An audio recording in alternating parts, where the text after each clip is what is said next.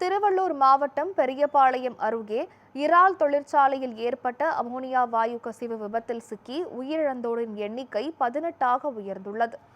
இது குறித்த கூடுதல் தகவல்களை நமது செய்தியாளர் விஸ்வநாதன் வழங்க கேட்கலாம். விஸ்வநாதன், வணக்கம். விரிவான தகவல்களை பதிவு பண்ணலாம்.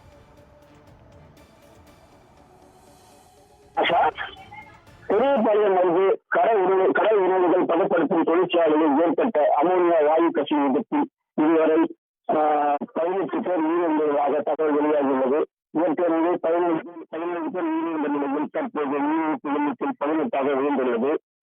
திருவள்ளூர் மாவட்டம் பெரியபாளையம் அடுத்த கல்லுகைப்பேரியில் உள்ள தனியார் கடல் உணவுகள் பதப்படுத்தும் தொழிற்சாலையில் கடந்த 21ஆம் தேதி அமோனியா வாயு கசிவு 82 தொழிலாளர்கள் பாதிக்கப்பட்டனர். இவர்களில் அடுத்தடுத்து 17 பேர் உயிரிழந்த நிலையில் சென்னை ஸ்டான்லி, ராஜீவ் காந்தி என 4 வெவ்வேறு மருத்துவமனையில் மீதமுள்ள வடமாநில தொழிலாளர்கள் சிகிச்சை பெற்று வருகின்றனர். இந்த விபத்து குறித்து போலீசார் வழக்கு பதிவு செய்து அந்த தொழிற்சாலையின் உரிமையாளர்கள் உட்பட 4 பேர் வரை போலீசார் கைது செய்துள்ளனர்.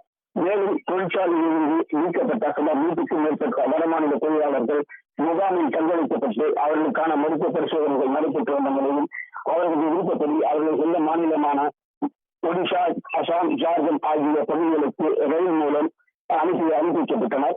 இந்த நிலையில் சென்னை ராஜீவ் காந்தி அரசு மருத்துவமனையில் சிகிச்சை பெற்று வந்த ஒடிசா மாநிலத்தைச் சேர்ந்த அலத்தி மகாராமா ஜுவாங்கா 29 வயதான பெண் தொழிலாளி சிகிச்சை பலன்று தற்போது உயிரிழந்துள்ளார். ஏற்கனவே 17 பேர் உயிரிழந்த நிலையில் தற்போது பலி எண்ணிக்கை 18ஆக உயர்ந்துள்ளது. ஆஷா, தகவல்களுக்கு நன்றி விஸ்வநாதன்.